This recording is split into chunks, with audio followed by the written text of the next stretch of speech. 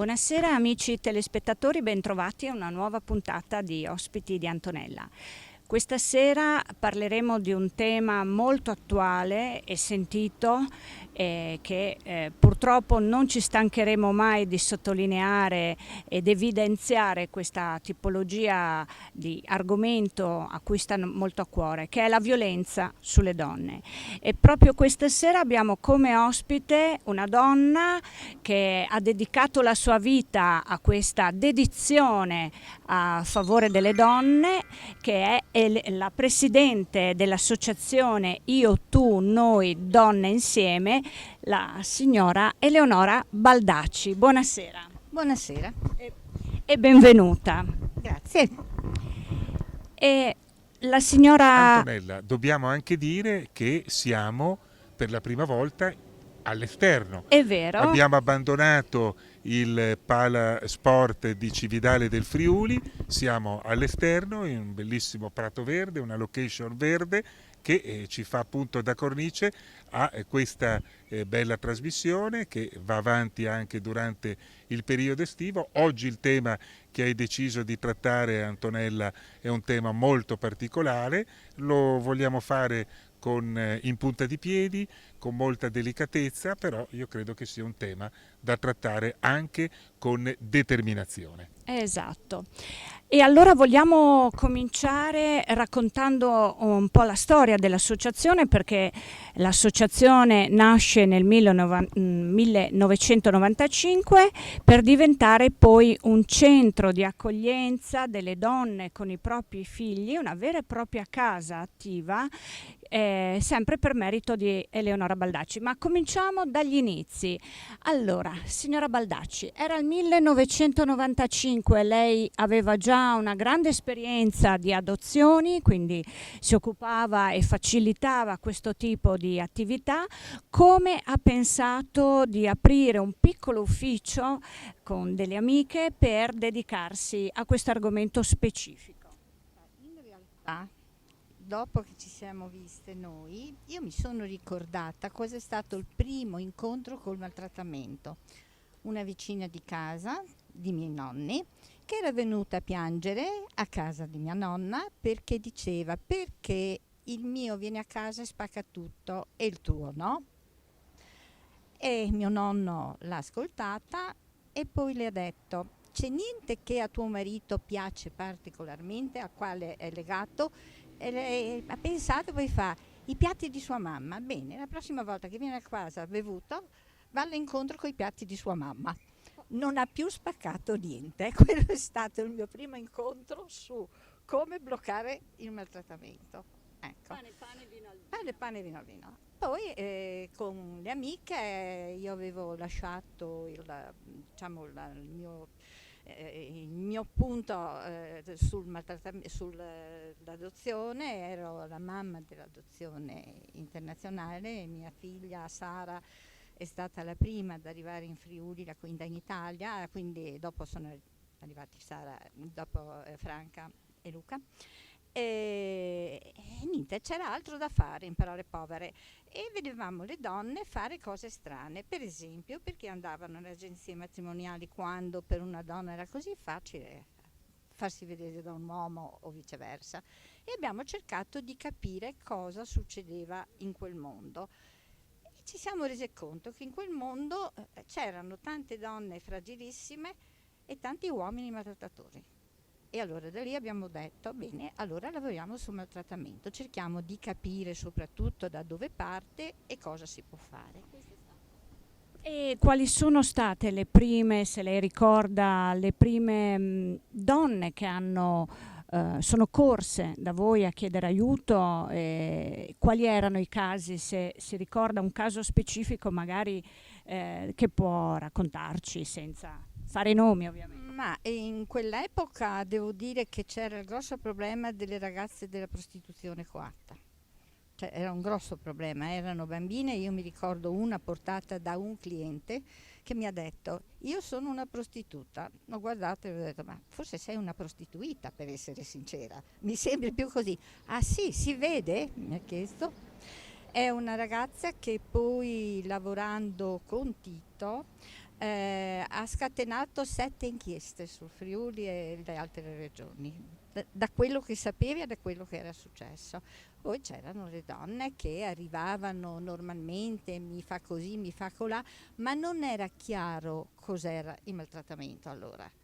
Comincia ad essere chiaro adesso, perché con tutte le ricerche, con tutti i documenti, con tutto quello che noi abbiamo, perché abbiamo montagne di documenti, a volte ci richiede la magistratura, a volte ci richiedono le università. Il maltrattamento non è quello che si crede, 2 sberle e una baruffa, è tutt'altro. Parte da lontano, parte dalla famiglia, parte dal fatto che il bambino vede il padre maltrattare la madre e pensa che questo sia il normale della vita. La donna a sua volta vede e pensa che sia il normale della vita e incontra un maltrattatore o una maltrattata, e da lì parte tutta la storia. Se noi non interrompiamo questo gioco, non interromperemo mai il maltrattamento. Questa è la cosa più. Ci si innamora quindi del proprio carnefice, perché si tenta di rivivere quasi a livello di adrenalina alcuni vissuti durante l'infanzia o quello che si è visto come esempio. E per quanto riguarda poi lo sviluppo di questo centro fino ad arrivare a un centro di accoglienza vero e proprio, quali sono stati i passaggi, chi vi ha aiutato, come vi siete mossi in tal senso? È stata quasi comica. Cosa facciamo? Ci vogliono soldi, non abbiamo soldi, ma c'è la banca. Chi ha una casa per mettere la firma? Bene, chi ha la casa mette la firma. È stato tutto così. L'amica tale di tale, ma che cosa stai facendo? Ma forse avrò questi soldi dalla provincia. Bene, io ti do casa mia. Ok, ma casa tua è grandissima, cosa facciamo di lei? Non abbiamo neanche la roba da mettere dentro. Sciocca, la cerco io la roba. Abbiamo aperto i nostri armadi, abbiamo aperto tutto quanto quello che avevamo e abbiamo riempito la casa. Abbiamo fatto così fino a che nel 2000 c'era la guerra in regione e lei è venuta e, come sempre lei, schietta, fa: io sono venuta a vedere se siete le signorine che fanno le damine o se fate qualcosa di buono per le donne. Gli abbiamo fatto vedere, ho detto: qua, vedi?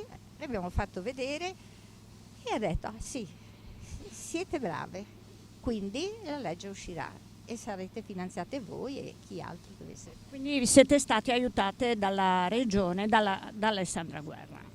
Avete comunque anche seguito dei corsi a Roma di specifici di aggiornamento e di specializzazione su come accogliere e poi avete avuto anche dei collaboratori, dagli psicologi, avvocati che operano in collaborazione col centro.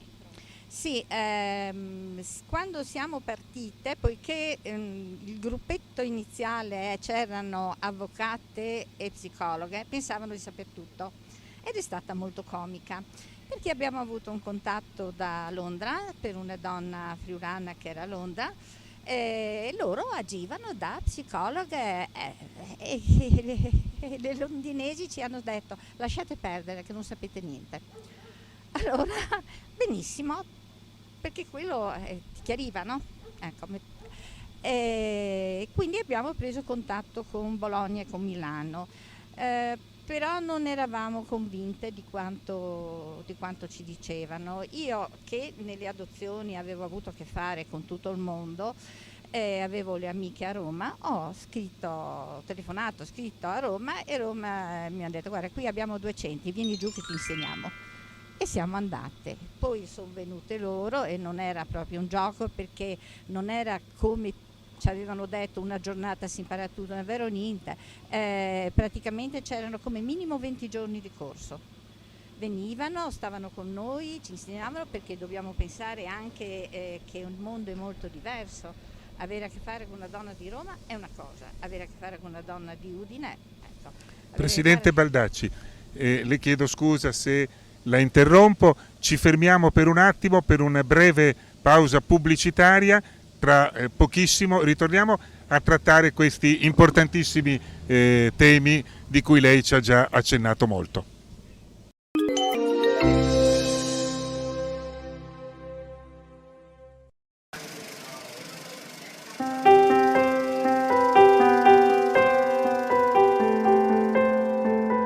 che raccontiamo è una storia d'amore. L'amore di un uomo per la sua città, Padova, e per la donna della sua vita, Italia. Questa è la storia di Enrico Olivieri, un padovano doc che dopo gli anni difficili della Grande Guerra ha voglia di guardare avanti. È un grande sogno, creare una birra dal carattere autentico come quello dei suoi concittadini. Una birra di cui innamorarsi al primo sorso, come lui si è innamorato di Italia. Nasce così nel 1919 Itala Pilsen. Dal cuore della città, piazza Insurrezione, dove tutto ebbe inizio, al cuore dei padovani.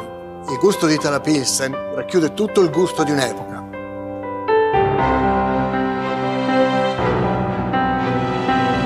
All'epoca Itala Pilsen veniva prodotta in tini aperti e distribuita in botti di rovere. Dai portici della vecchia fabbrica in centro a Padova, l'aroma di malto appena tostato e il profumo della fermentazione si diffondevano per la piazza e la avvolgevano completamente. E ci sono padovani che se lo ricordano ancora questo profumo. Itala Pilsen torna per chi l'ha amata e per chi vuole assaporarla per la prima volta. Una Pilsen di puro malto, non pastorizzata, per preservare intatto tutto il sapore e la freschezza della birra appena fatta. Un gusto ricco e distintivo, frutto di un'accurata selezione dei luppoli delle varietà più pregiate e di un processo di lenta fermentazione a bassa temperatura.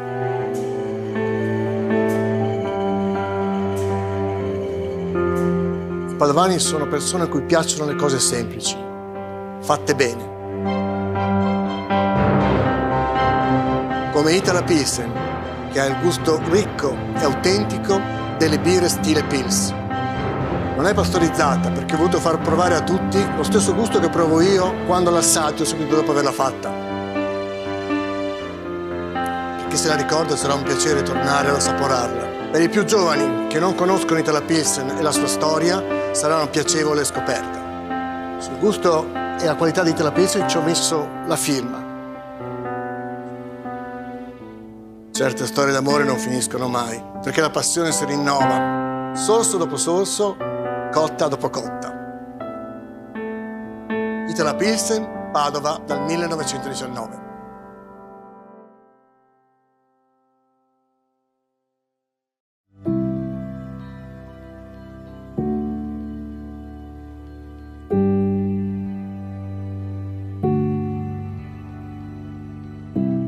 Benvenuti nell'era del post digitale, dove like, tweet, share sono comuni azioni della nostra vita quotidiana.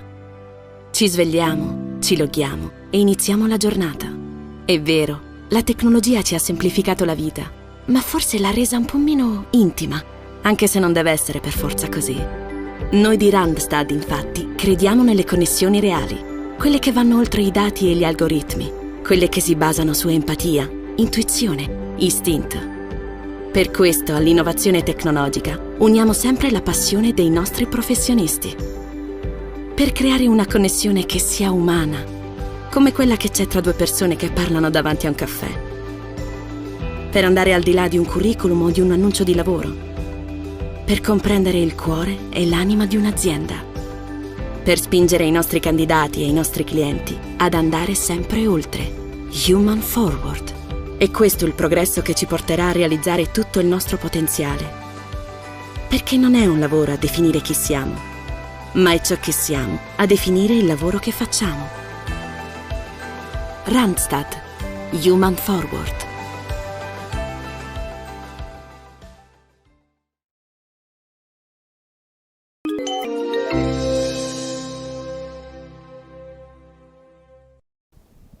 Eccoci ritrovati a Ospiti di Antonella. Questa sera abbiamo con noi la presidente del centro antiviolenza sulle donne, io, tu, noi, voi, donne insieme, la dottoressa Baldacci, e volevamo chiederle com'è questo centro che io ho avuto il piacere di visitare e mi ha dato, entrando, una piacevole sensazione di pace perché è una casa con un bel giardino, arredata in maniera molto semplice ma un po' d'altri tempi. E com'è la giornata di queste donne che sono da voi coi propri figli o da sole? C'è una giornata tipo, ci sono delle regole? come la vivete?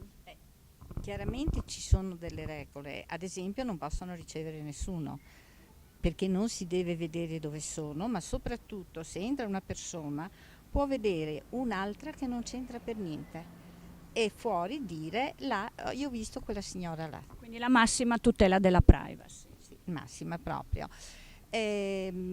Questo è la donna fa una vita grosso modo come a casa, no? Poi trova lei cosa vuole fare, perché se ha la possibilità di andare a lavorare, va a lavorare, diversamente si inventa lei cosa vuole fare. I bambini giocano come scatenati, hanno 2 cani con i quali misurarsi, farsi tutti i dispetti del mondo. Sono molto divertenti perché loro ci guardano, giocano anche al centro antiviolenza, giocano a fare la guardia, giocano, sai, c'era un uomo che guardava ed è comica con loro. Noi è un'altra cosa, noi siamo molto prese, abbiamo moltissimo materiale, trascriviamo tutto, scriviamo tutto, ci succede che ci chiedano cose di 20 anni fa. Quante collaboratrici ha fisse in struttura? 5.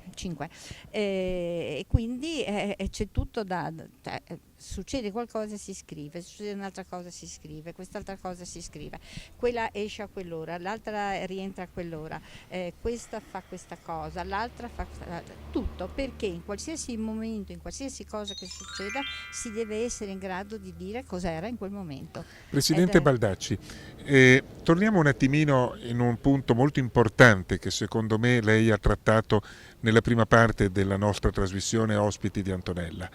Lei ha detto il maltrattamento non nasce a caso, deriva da una situazione familiare precedente.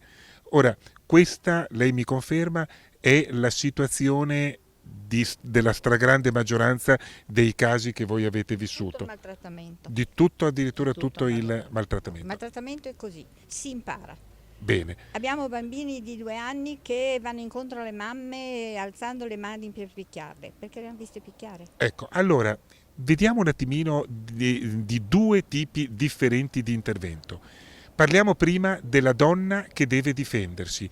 Come può e cosa deve fare una donna che ad un certo punto dice basta, io a questo gioco, che non è un gioco, a questa situazione, a questa storia, no, non ci sto più. Io desidero mettere la parola fine ad essere maltrattata.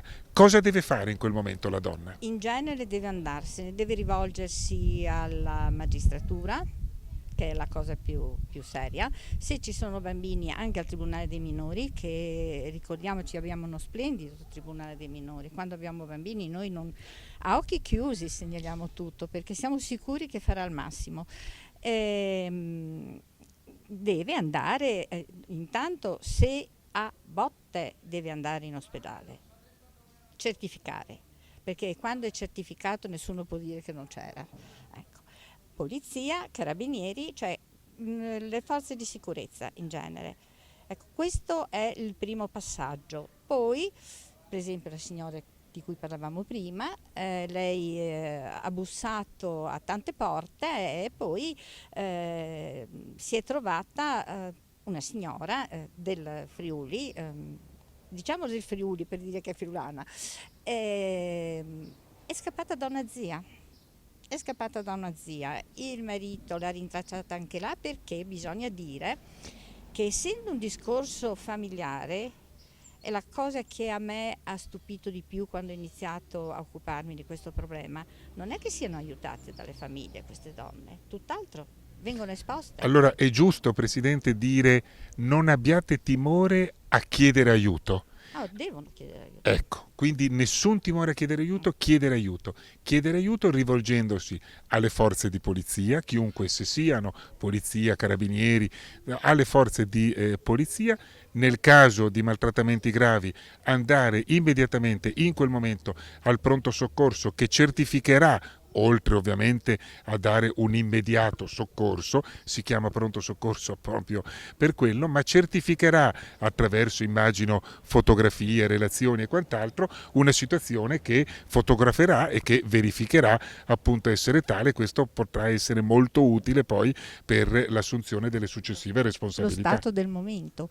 Devo dire che adesso, a differenza di anni fa, le donne si sono fatte più furbe, registrano. Con i telefonini. Sì, hanno anche dei registratori a volte. Ci portano, noi logicamente riportiamo nei nostri dischi e mandiamo avanti alla magistratura, perché questa è la strada. È fondamentale. Sì, la magistratura è fondamentale. Quindi voi seguite anche, indirizzate all'avvocato, al percorso di denuncia, le seguite passo passo in tutto che poi può durare anche diversi anni tutto questo, e voi le accogliete anche per quanto tempo? Allora, come ospiti del centro dovrebbe essere 3 mesi. 3 mesi secondo me è il tempo utile. In 3 mesi si può ottenere l'allontanamento del marito, tante cose. Che non sempre si allontana, però non stiamo a illuderci che una volta dichiarato l'allontanamento lui sparisce, è una bolla magica. Tenta, cioè tutti vogliono vincere, anche lui vuole vincere, quindi tenta un'altra entrata, un'altra uscita, un'altra storia, è questo, no? E a questo punto le donne devono stare molto attente, non devono farsi prendere, mi ha chiamata, mi ha telefonato, mi ha detto, piangeva, cioè allora quando mi sento dire piangeva dico attenzione, io Lacrime di coccodrillo. non ho mai visto gente piangere come i maltrattatori, mai. Io ricorderò sempre una delle prime proprio, che il marito l'aveva coltellata e le aveva anche dato fuoco, tanto per non perderne nessuna. Non si è fatto mancare nulla. No. Io le ho detto guarda, quando tu esci dal lavoro, se lo trovi in giro, vieni da me, non aver paura. È venuta, avevamo l'ufficetto in Vicoletto, è venuta e lui le è andato dietro, lasciò salire, vediamolo insomma, no? È salito. E lì comincia lei a dire mi hai fatto così, mi hai fatto colà, e lui ma no perdonami, io ti amo, e lì avanti con tutte quante questa menata. Mi giro, lui piangeva, aveva le lacrime anche nelle scarpe, mi giro verso un mobile per prendere un foglio, lui si volta verso di lei e le fa una faccia tipo fuori di qua ti uccido. Mi sono girata e le ho detto guardi l'ho vista lì. Lei non credeva, ma io l'ho vista lì, vada e corra. Devo dire che questo signore era arabo e aveva nascosto le bambine in un paesino in mezzo al deserto, quindi sono stati 1 anno di storie. Per 1 anno lui ha girato con una maglietta con il disegno della moglie e delle figlie. Sono riuscita a farle portare le bambine e far sparire al signore le bambine. Qualora una signora, una donna volesse rivolgersi al suo centro estremamente meritorio, l'associazione Io, Tu, Noi, Voi, Insieme, dove deve venire? A chi si deve rivolgere? Ci telefonano, noi abbiamo praticamente 2 sedi, ci telefonano. Al telefono quindi? Sì. Vogliamo dare lentamente il numero di telefono che poi metteremo anche in sovrimpressione, Francesco Tonizzo fantastico sta già provvedendo, ma ricordiamo il numero di telefono. 0432 42 10 11. 42 10 11, anche Oppure facile da memorizzare. Oppure il mio, 335 1389 212. Ecco. Questi sono i numeri di telefono, ma il 42 10 11 col prefisso di Udine 0432 è molto semplice. Qualunque donna avesse bisogno può rivolgersi a questo numero di telefono. Stanotte ha telefonato una alle 4. E lei risponde sempre. Sì, rispondiamo sempre. Parliamo, Antonella, scusami, perché volevo avere anche l'altro aspetto, un consiglio sotto l'altro aspetto, se possibile. Mi spiego, Presidente Baldacci, l'uomo che fa questa cattiveria assolutamente imperdonabile e indescrivibile, incommentabile anche, che va condannata senza se e senza ma l'uomo può anche lui fermarsi prima di fare un atto così scellerato? Può fermarsi? Cosa possiamo suggerire a questi uomini senza testa, senza nessun tipo di situazione? Cosa devono fare? Io credo che anche loro forse hanno bisogno di aiuto e sarebbe bene poter intervenire prima che compiano questi atti per poter indirizzarli verso un recupero della propria. È possibile? Cosa possiamo dire agli uomini, Presidente? Io agli uomini dico questo. Li vedo bambini guardare il padre che massacrava la mamma e capisco che sia facile rifarlo. Devono accettare prima di tutto di avere questo problema, perché se non accettano di avere quel problema non fanno niente. Esistono adesso degli studi per gli uomini, se ci sono altri problemi esiste il GSM, senza paura. Ognuno di noi può avere dei problemi da correggere, da aggiustare, muoversi, andare avanti, fare. L'importante è fare, però inutile sentirsi in colpa. Da bambini si è imparato quello, bisogna disimparare. Questo è il problema. E ci sono dei percorsi che si possono seguire, psicologici, di recupero, con chi? Ci sono i centri adesso per gli uomini, ci sono i centri, cioè c'è lo psicologo, ci sono tante cose che si può. Il problema base è ammettere che sia un problema. Non si può fare nulla con le persone che non ammettano di avere un problema. E poi magari andare anche a un consultorio familiare dove ci possono essere degli indirizzi, immagino. Sì, certo, tutto quello che viaggia intorno, però ci sono i centri per maltrattanti, adesso ci sono, che ci vadano. Perfetto. Grazie Presidente.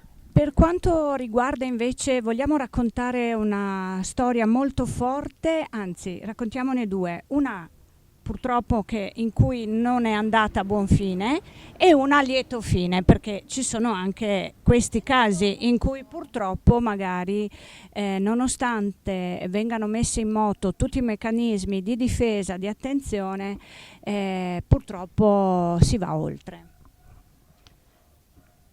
Sì, ce lo riassume lei un po'?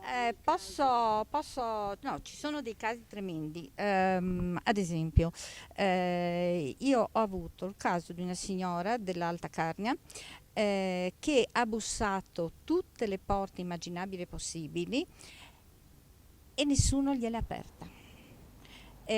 Prima di arrivare da voi? Praticamente tutti avevano paura di quest'uomo. È un uomo che ha rovinato la faccia di un ragazzo del paese dove abitava e nessuno l'ha denunciato perché avevano paura di lui. E quindi a lei veniva promesso di metterla nel congelatore fatta a pezzi, tagliata con la motosega. La cosa triste era che nel paese, quando dopo venuta da noi abbiamo cominciato l'inchiesta e tutto il resto, si è chiesto le testimonianze, nessuno sapeva niente. Ma come? Una famiglia bellissima, una famiglia d'oro, tutti sorridenti, tutti così, tutti con la, cioè quelle cose che ti fanno proprio arrabbiare. E anche personaggi grossi, sto parlando di personaggi molto grossi.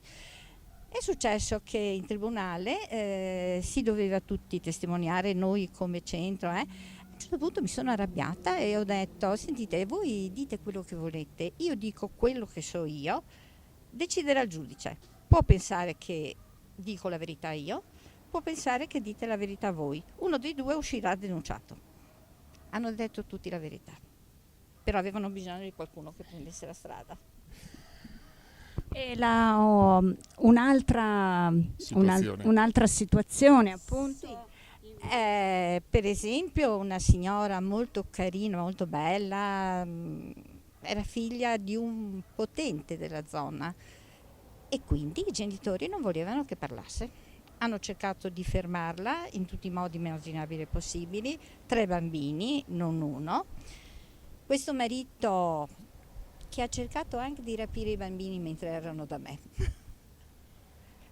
Mi ha chiesto per piacere di portare i bambini sulla porta perché lui voleva darle un bacino affettuoso, in realtà aveva 2 persone nascoste dietro le colonne pronti a portarli via.